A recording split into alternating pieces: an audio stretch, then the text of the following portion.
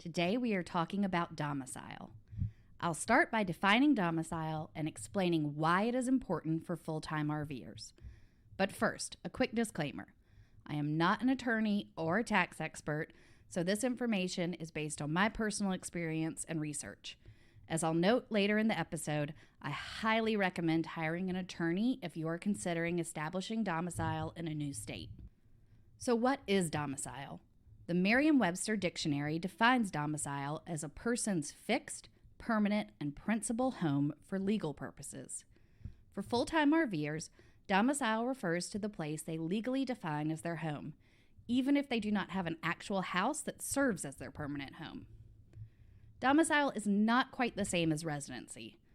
Residence and domicile may be used interchangeably in conversation, but legally they have different definitions.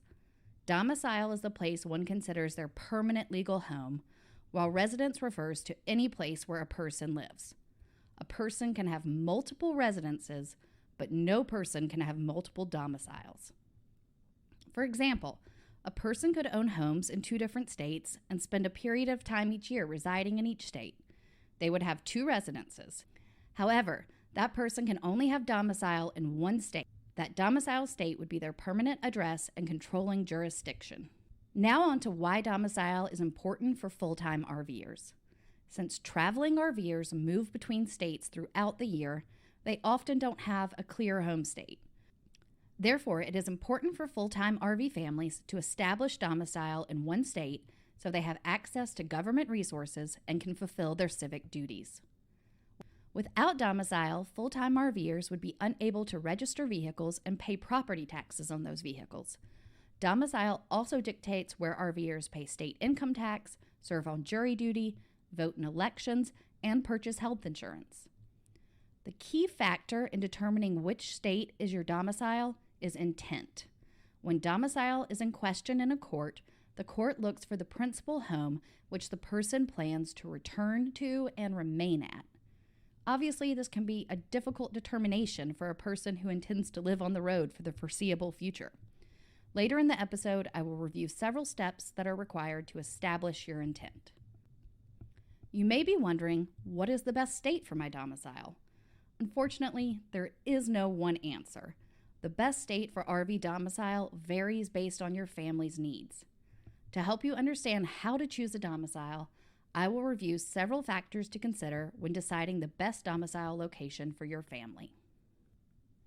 The first consideration when selecting an RV domicile state is whether or not you will retain any homes while traveling.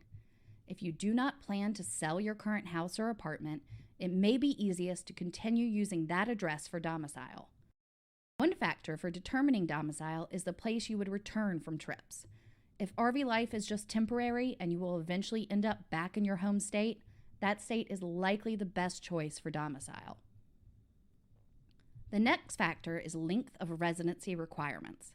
Some states may require people to physically be in the state for a specific length of time before qualifying for residency or domicile. Research your desired state's laws to see how long you must be in the state before establishing domicile. Another factor many RVers consider is tax rates. Income and personal property tax rates are a big consideration for many full-time RVers choosing a domicile state. While establishing domicile in a state without income tax can lead to major savings, it's not always that simple. Full-time RVers may also have to pay taxes in states outside of their domicile state if they live or work in another state for a large portion of the year.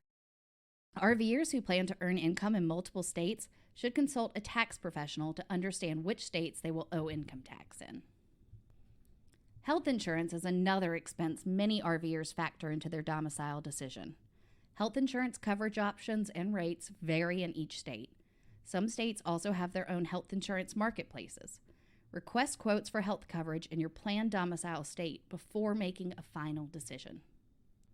The next consideration is homeschooling laws.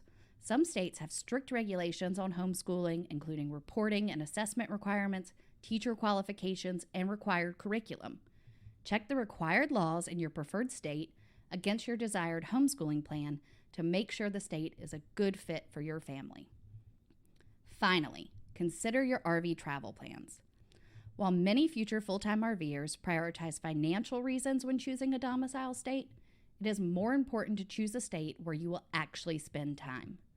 Many states do not have a specific number of days that you must spend in the state to establish domicile, so it is important to choose a state where you will regularly spend time so you are able to prove honest intent if your domicile is ever challenged. While there is no best state for RV domicile, there are a few states that are popular options, including Florida, South Dakota, and Texas. All of these states have no state income tax, low levels of homeschooling regulation, their government entities accept mail forwarding addresses, and they are headquarters for mail forwarding companies.